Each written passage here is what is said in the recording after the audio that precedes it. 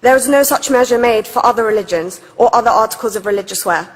This stance has other ramifications. It signals to the British public and emboldens groups such as EDL, BNP and other fascist and racist groups that women are oppressed by Islam, are made insubordinate to the men that supposedly forced them to wear it, and that it is the job of the British state to liberate us.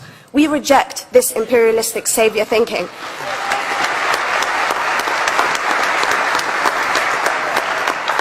And I am here to state for all people who choose to practice their beliefs openly that we are not oppressed by our faith.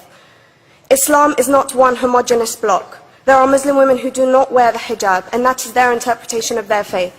The Quran beautifully states, La ikraha fid din, which translates to, there is no compulsion in religion. My faith has given me the right to choose 1,400 years before the Universal Declaration of Human Rights told me I could.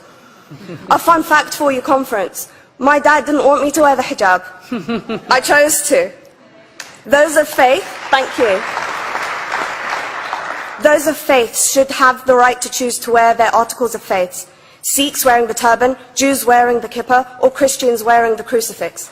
Practicing my right to freedom of expression through the hijab empowers me and other women like me to know that we are able to make decisions for ourselves. Through the hijab, women like me feel empowered to overcome the social expectations of sexualization that is relevant and has currently resulted in many cases of anxiety and worse. I can speak for myself and others like me. At school, I was able to focus more on the thoughts that were running through my mind than how good I looked to the world. The NUT has supported a woman's right to choose when it comes to pregnancy. I want conference to support my right to wear the hijab.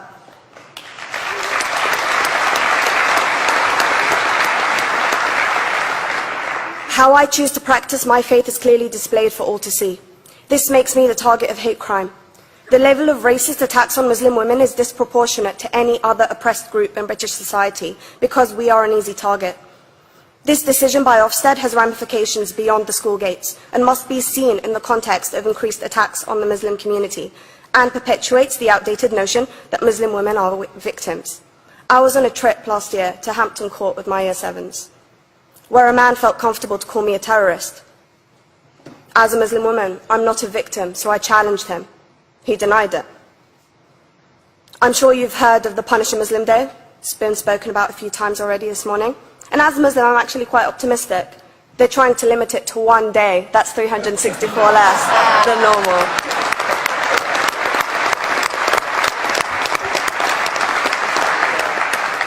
But let's be clear, conference. Islamophobia and other forms of racism affects non-Muslims too. If we don't challenge this stance as a collective, we may turn into a society like France, where women are forced by the law to choose between their faith and their education, their faith and their right to work in the public sector, their faith and their right to enjoy a day out by the seaside with their families. I want to end by stating that I came to this country as an 8-year-old refugee. We are Palestinians, forced out of our land in 1948. We lived in third world conditions, similar to those in Calais for 60 years. Here, I received the support I needed to study law at university and become a secondary school citizenship and PSHE teacher and a school rep. An injury to one is an injury to all, and I want to thank the Union for its stance on all oppressed groups, in particular mine, Palestine. Thank you, Conference. Thank you, Latifa.